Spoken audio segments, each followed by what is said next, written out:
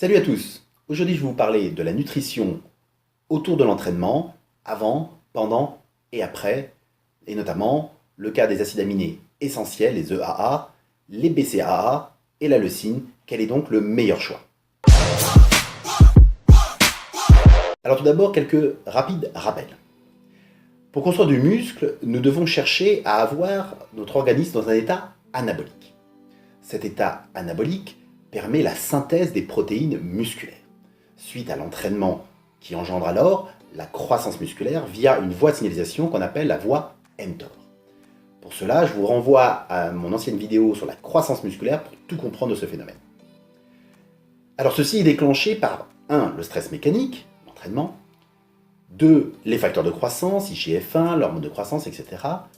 Et 3. L'augmentation des niveaux d'acides aminés dans le sang. Le but est d'avoir une balance azotée ou protéique positive et de réduire la dégradation des protéines musculaires et d'ainsi augmenter la synthèse des protéines musculaires. Alors les EA, les acides aminés essentiels, quels sont-ils? Ils sont au nombre de 9.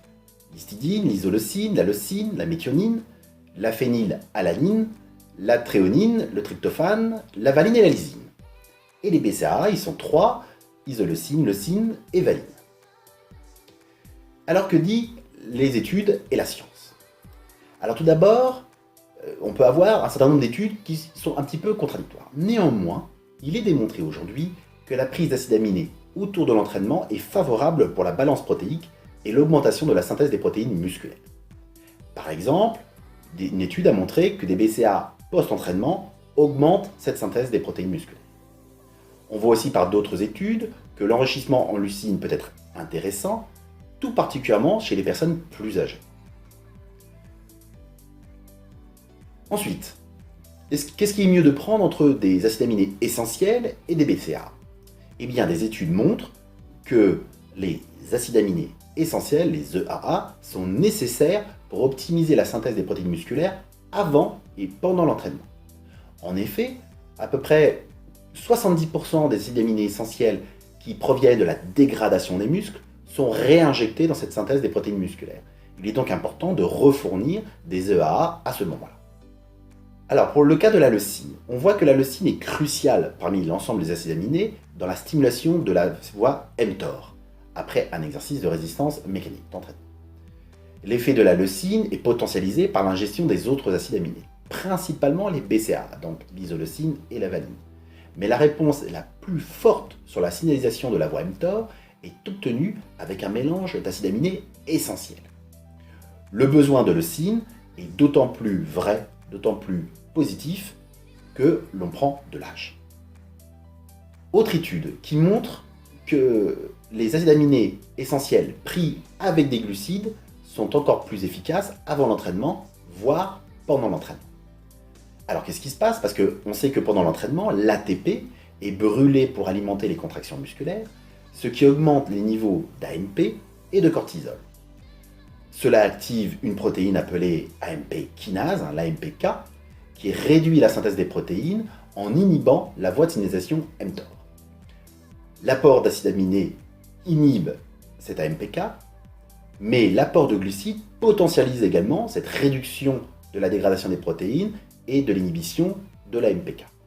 Des études montrent également que la prise d'acides aminés plusieurs fois après l'entraînement et jusqu'à 4 jours après cet entraînement est plus efficace pour la récupération. Donc prendre des acides aminés aussi les jours de repos suivant l'entraînement est une bonne option.